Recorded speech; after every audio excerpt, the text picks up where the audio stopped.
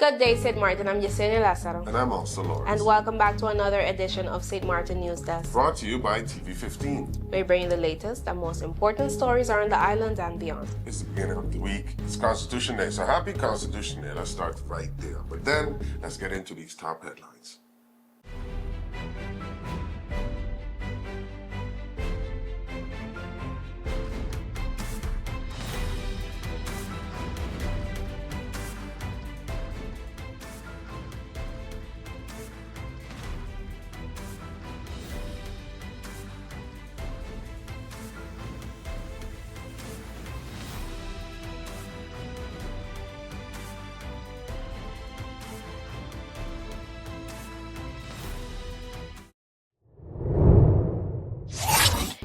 Years strong. St. Maarten celebrates the spirit of 10-10-10.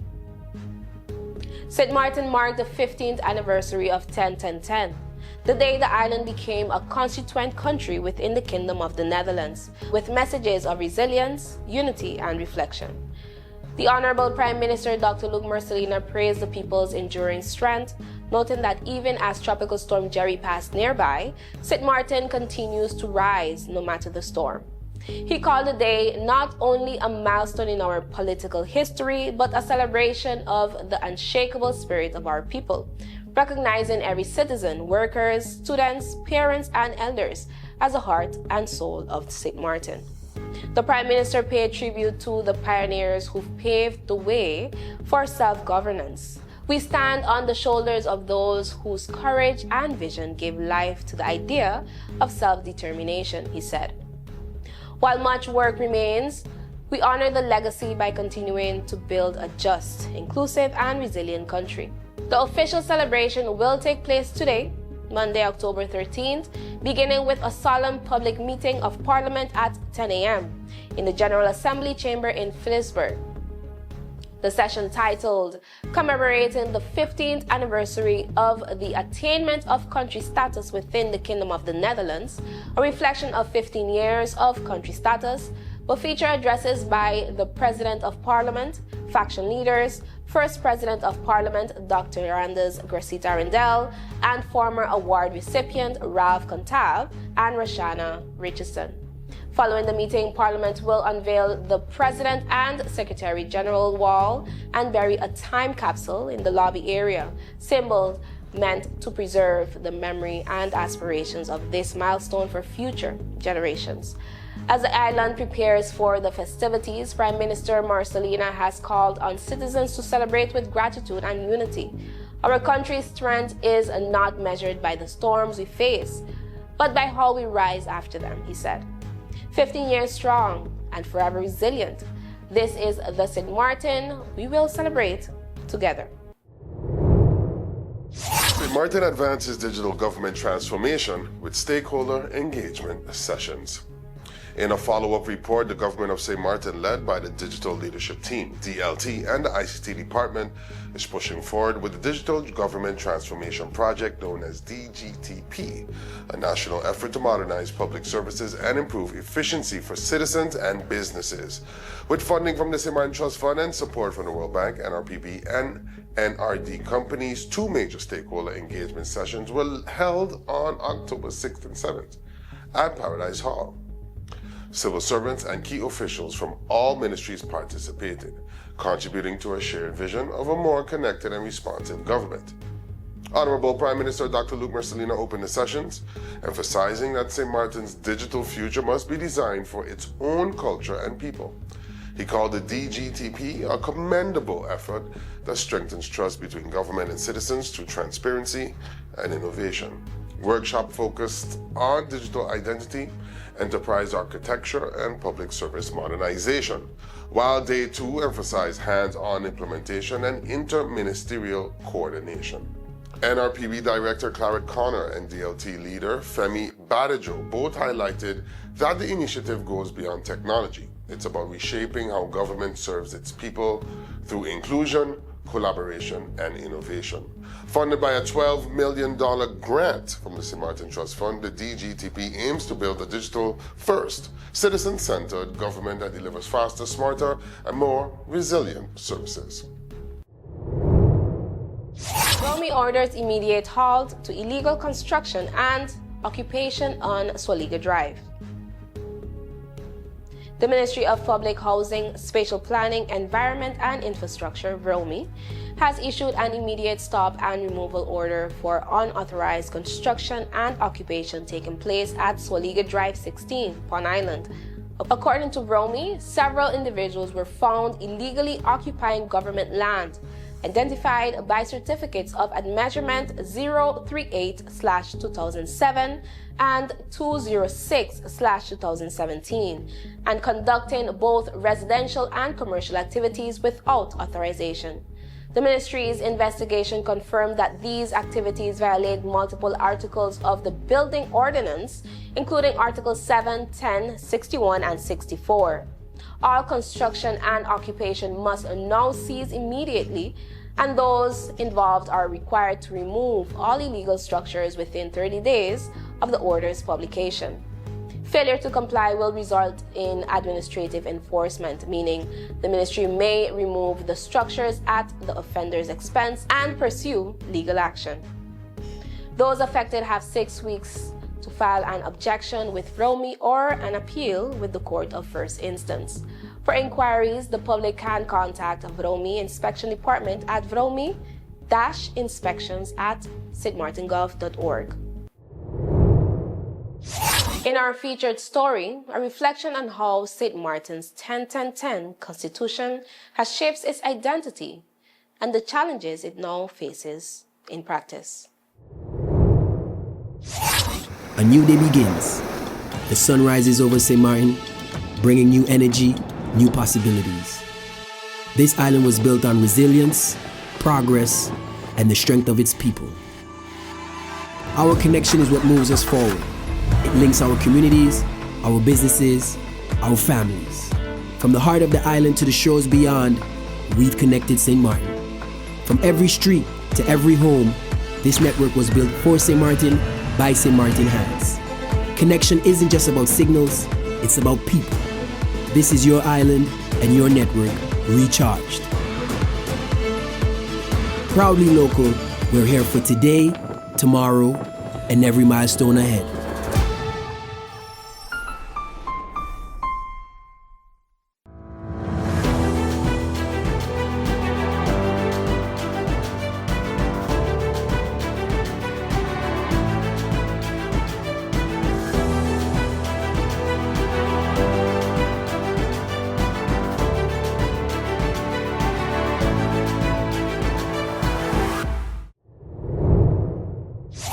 Hey there, it's Mizzy with the Sunshine Report, straight out of Sunshine City, Sint Maarten, bringing you the warmth and the sunshine you need to kickstart your day. So let's dive into today's forecast and see how the skies are treating us.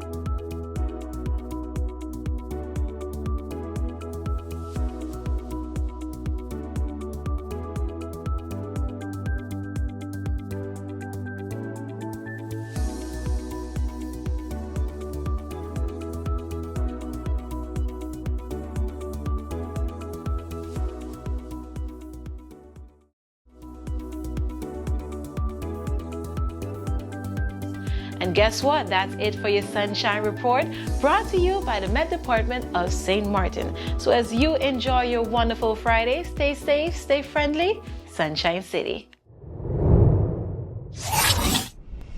It's hurricane season. Are you prepared? Here are a few tips to remember to help keep you and your family safe. If you're not in an area that is advised to evacuate and you decide to stay in your home, plan for adequate supplies in case you lose power and water for several days and you're not able to leave due to flooding or blocked roads. This hurricane season, make a family emergency communication plan. This public service announcement was brought to you by the government of Sint Maarten. The Ministry of VROMI, Department of Infrastructure Management, together with the Police Department KPSM, is making changes to traffic on a section of Karakter Street and Manzanella Steak, Phillipsburg. The Karakter Street from the intersection with Soualiga Street to Manzanella Steak will now be a one-way street. Inbound traffic can enter Karakter Street from Soualiga Street and drive straight ahead or turn left into Manzanella Steak. Outbound traffic leaving town on Karakter Street must make a right turn onto Manzanella Steak. Entry further into the Karakter Street will no longer be permitted. Outbound traffic exiting Manzanella Steak onto Walton Nisbet Road can either make a right or left-hand turn. The Ministry of VROMI, Department of Infrastructure Management, and the Police Department would like to thank the public for their attention to this change. Please follow the new traffic rules and signage and drive safely.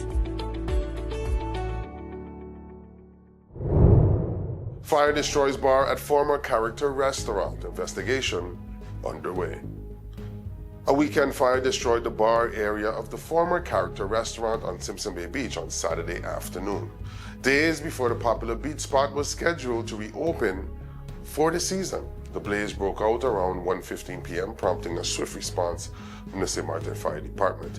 2 fire engines were dispatched from the airport to tackle the flames from the runway side, while 2 others operated on site. Thanks to their quick work, firefighters successfully contained the fire, preventing it from spreading to the restaurant's main building and kitchen. The fire was completely extinguished by 3 p.m., but the entire bar structure, wooden roof, and surrounding materials were destroyed. Thick black smoke briefly drifted across the runway, causing concern for nearby airport operations. Restaurant owners say the establishment had been closed for the off-season with all gas and electrical connections disconnected, raising questions about how the fire began. Detectives and forensic teams have since cordoned off the area as an investigation into the cause of the fire continues. CPS observes World Mental Health Day, focuses on humanitarian emergencies. Friday, October 10th marked World Mental Health Day, observed this year under the global theme Mental Health in Humanitarian Emergencies. The World Health Organization, WHO, reminds the public that there is no health without mental health, and highlights that 1 in 5 people affected by crises such as natural disasters, conflicts, or public health emergencies experiences a mental health condition. This year's campaign emphasizes the urgent need to support mental and psychosocial well-being during emergencies. According to WHO, investing in evidence-based, community-centered interventions not only saves lives, but helps individuals and communities recover and rebuild. Governments, health providers, schools, and community groups are urged to ensure vulnerable individuals have access to the support they need. The Collective Prevention Services, known as CPS, of the Ministry of Public Health, Social Development, and Labor, VSA, supports this global initiative, raising awareness about mental health through its annual health calendar. Residents seeking assistance can reach the Mental Health Foundation, MHF, for psychiatric care, preventative services, and crisis support. They can contact them for general information at 542-1677, the Mental Health Foundation crisis line, which is 24/7 at 585-5556, or CPS at 542-1570 or 914.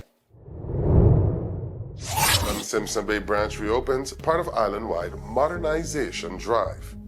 Telem Group will reopen its Simpson Bay branch on Tuesday, October 14th, as part of the company's broader efforts to improve customer service and expand access across Sint Maarten. The branch located at 40 Airport Road will operate Monday to Friday 8 a.m. to 3 p.m., offering assistance with accounts, product support, and bill payments. A key feature of this reopening is a self-service digital kiosk for bill payments, allowing customers to pay securely with debit or credit cards. This initiative reflects Telem's ongoing digital transformation and commitment to more convenient, efficient services. The Simpson Bay reopening isn't just another location. It's part of a larger modernization story, said Telem management. We're focused on making it easier for customers to connect with us and experience the improvements across the company. Recent milestones include fiber upgrades, launched in April 2025, offering speeds of up to 250 megabits per second download and 100 megabytes per second upload at no extra cost. Another one, mobile core modernization. In June 2025, deployment of a new core network, improving reliability and preparing for future 5G services. Another milestone was industry recognition, awarded 3 Ookla Speed Test Awards for fastest fixed network, best fixed network, and best fixed gaming experience in the first half of 2025. Telem now offers customers the option to visit 2 branches, Simpson Bay and Phillipsburg headquarters, or make payments at Inspired Selfie in Cold Bay. For assistance, the Telem help desk can be reached at 1-721-548-HELP, which is 4357, or just dial the hotline at 611. Up next after the break, beyond parades and speeches, what has 15 years of country status taught us? And what still needs repair? Stay tuned right after the break. Let's put everything on the table. People always give their opinion, and you can either take it or crunch it. Let them judge. We give in to the most irresistible flavor. We devour every nugget that falls in our hands, especially when it's our crunchy fried chicken. And let the crumbs fly if needed. Let them keep judging. We'll keep indulging. KFC, it's finger-licking good. You could talk to your family, talk to your friends. Affordability and convenience. Community connection, that makes sense. Reliability with experience. Hey, for every life, every adventure. Number 1 provider, they got ya. We tell them your data is always on. You can opt out whenever you want. Tell them we always on. For every moment when you want more. Tell them we always on. Stay connected when you want the road. Control my data, yeah, yeah, yeah. Always connected every time, everywhere. Money low, but I never fair. I know Telem is there. Connectivity, that's what I like. Flexibility, that's what I like. Reliability, that's what I like. Tell them, sign me up for life. Tell them we always on. For every moment when you want more. Come tell them we always on. Stay connected when you want to go. Come tell them we always on. For every moment when you want more. Tell them we always on. Stay connected when you want the road.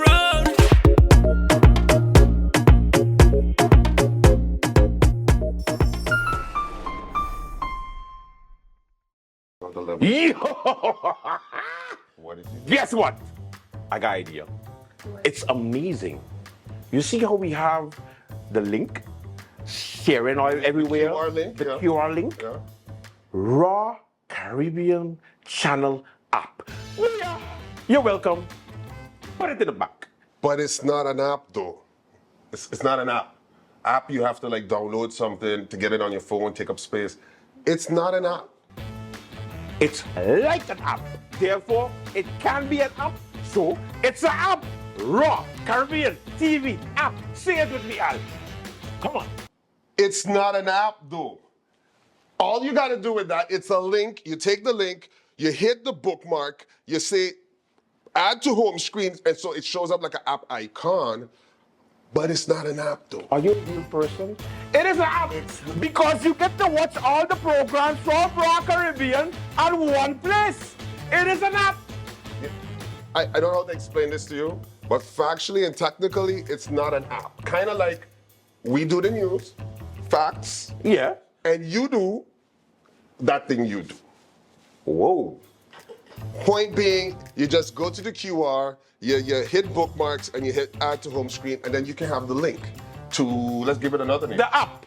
You want to call it the app? Raw Caribbean TV app. Jess. Yes. Jess, please, give some sense, Jess. Jess. It's kind of like an app. That's why she gets the big bucks. It's not an app, though. It's not a app. What the It's not a app. Ooh, you kiss your mother with her mouth? My God. Watch Raw Caribbean TV app. Watch our Caribbean TV app. Yes. It's not an app, though.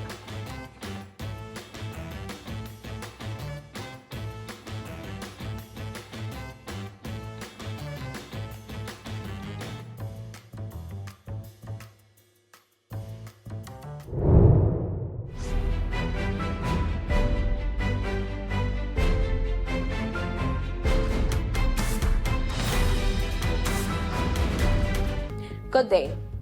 15 years ago, Sint Maarten embarked on a bold new trajectory. Autonomy within the kingdom, birthed under the banner 10-10-10. But autonomy is more than a date or document. It is a promise, a contract between the government and people. Today, we look past the ceremonies and parades to ask, has 10-10-10 delivered on its promise? What has been gained? And what continues to be tested? Here's Alston with deeper insight. Thank you, Jasenia. 15 years in, the Constitution and status of 10-10-10 stand as both achievement and challenge. On paper, autonomy promised local agency, separation of powers, fundamental rights, and a government accountable to its citizens. But in practice, the journey has been imperfect and instructive. One of the most persistent test cases has been political stability.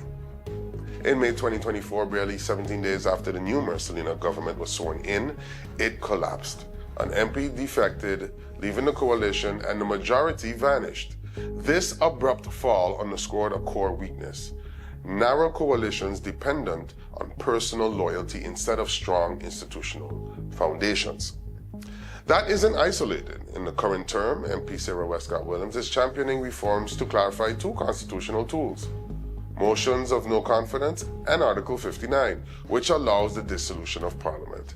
She argues ambiguity in their application has encouraged political brinkmanship. Her push signals growing awareness that democratic stability requires rules, not just goodwill.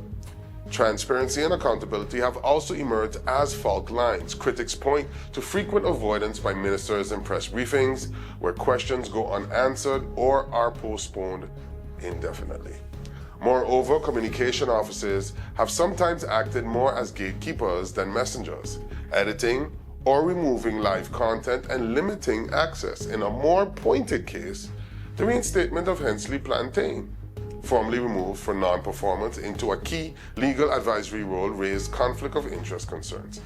He now serves in a government that oversees his own appeal. This move eroded public trust and fueled accusations of preferential treatment, an example of how governance ethics must be as robust as constitutional text. Then there's the tension with the governor's office. In 2024, when two ministerial nominees were rejected by the governor, questions arose about imbalance and lack of transparency in exercising formal powers. Such clashes highlight that constitutions must be backed by a culture of cooperation, legitimacy, and clear procedural norms. Underpinning many of these challenges is the practice of what critics call ship jumping. MPs leaving their parties mid-term, shifting coalitions, and undermining electoral mandates. An opinion commentator once called it the national sport of flip-flopping, noted how instability weakens democracy and betrays voter trust. These political and constitutional dysfunctions teach critical lessons. Constitutional rules must be precise and enforceable. Ambiguities invite misuse and instability. Democratic culture matters as much as legal text. Institutions survive only if norms, incentives, and public expectations align. Integrity and oversight are non-negotiable. Without trusted checks, power becomes self-serving. Youth, civic education, and inclusion anchor legitimacy. A constitution means little if citizens feel excluded or disconnected. Flexibility within a framework is essential. Autonomy must adapt to economic, social, and external pressures, and constitutional mechanisms must allow amendment, refinement, and responsiveness. Against storms, literal or political, 10-10-10 remains unfinished business, but it also offers a foundation. Its values remain a reference point. Justice, rights, local sovereignty, and collective identity. 15 years on, 10-10-10 is no relic. It's a living charter. Its promise neither fulfilled nor defeated, but evolving, shaped by every law passed, every voice raised, and every challenge faced. If the people and institutions of Sint Maarten insist on clarity, integrity, and participation, the scars of instability become lessons, not liabilities. This anniversary is not just about memory, it's a call to renew the contract between citizens and state. For NEWSDESK, I'm Jasenia. Thank you for joining us. That's all the time we have for today's edition of Sint Maarten NEWSDESK. Thank you for joining us. Remember, new episodes premiere every weekday morning at 8 a.m. on TV 15 and then across all social media platforms. I'm Austin Lawrence. And I'm Jasenia Lassiter, wishing you an amazing day. See you tomorrow. Yeah. It's an off day for most of you, so just stay friendly. Same.